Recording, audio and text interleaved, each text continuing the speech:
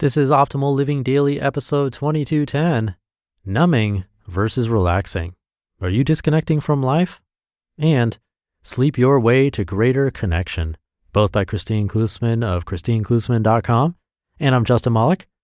I have two articles that I'm sharing today, a rare treat. So let's get right to them and continue optimizing your life. Numbing versus Relaxing. Are you disconnecting from life?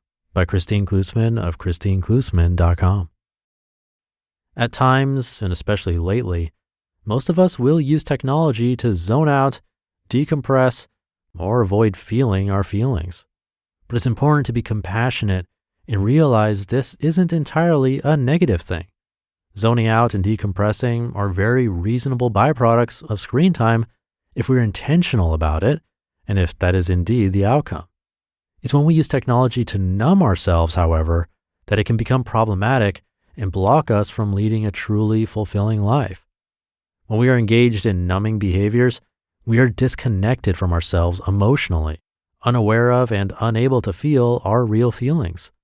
While this deadens the pain of difficult emotion, it also inhibits our ability to experience positive emotions such as profound connection, joy, and a sense of belonging. What's your numbing strategy? When it comes to numbing, screens tend to be the weapon of choice. It might be mindlessly watching TV you don't really care about, surfing the web, or losing hours to social media. Whatever you're doing, understanding the quality of attention and awareness you are bringing to the activity will help you to determine whether it's a numbing effort. Here are some common ways you may find yourself blocking out the world. Eating foods that don't make you feel good.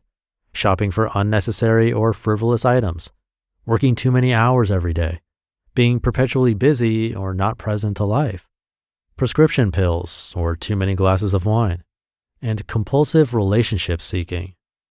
Disconnection from a truly fulfilling life. Engaging in numbing behaviors is a sign that we are out of alignment with our deepest needs. If you find yourself numbing to procrastinate, chances are you are trying to avoid dealing with something. It could be a conflict, a tricky conversation, a big challenge or decision, or just some truth or realization you are unwilling to acknowledge.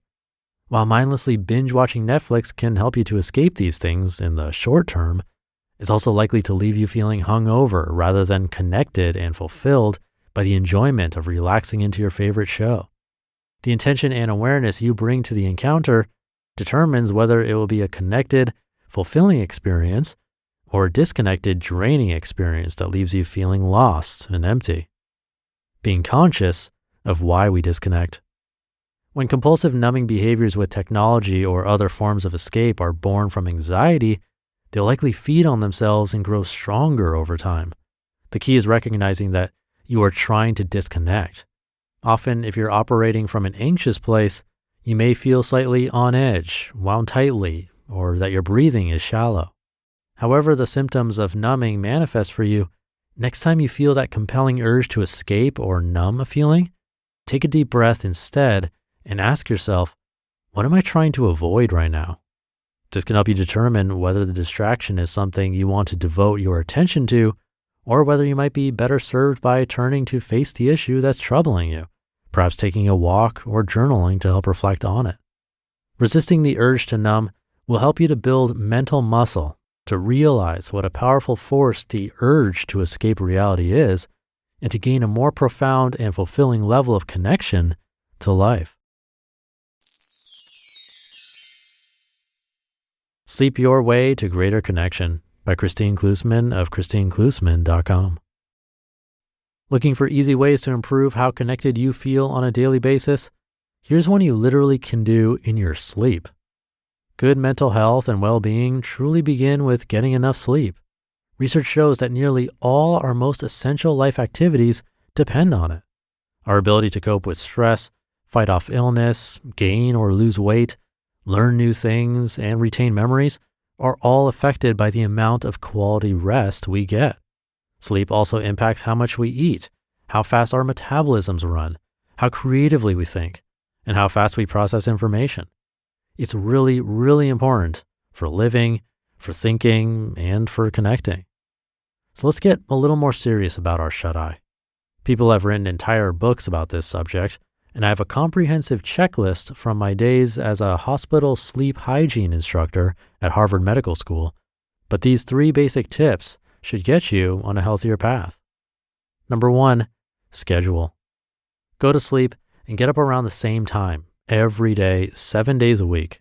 This is the number 1 most important thing you can do to improve your sleep habits. More important even than the amount of sleep you get. After just a few days of regular bedtimes and wake up, your body's natural circadian rhythms will kick in and help you fall asleep faster with more solid, satisfying rest. Number 2, sanctuary. Make sure that your room is cool, completely dark, and that all electronics and glowing lights are removed or covered up. If you can't sleep without your phone in the room, put it on airplane mode. You want to reduce the heat, light, and electromagnetic waves, and make sure your room is a sacred sleep sanctuary. And number 3, screen time. Minimize all screen time, TV, smartphone, computer, etc., during the last hour or 2 before bedtime. Blue light in these screens blocks the secretion of the sleep hormone melatonin, keeping you awake past your natural schedule. If you like to read before bed, keep it old school with actual paper books, not Kindles or tablet readers. And if you must look at your devices one last time before bed to set an alarm or because you really only have an e-reader, make sure to set your device to the lowest brightness you can tolerate. Turn on the nighttime function available on most smartphones and choose the black background option available on most e-readers. The goal is to minimize the amount of bright light hitting your eyeballs. It's also worth critically evaluating whether you let yourself peek at emails right before bed. If you anticipate the sender or topic will set your brain churning, save it for the morning.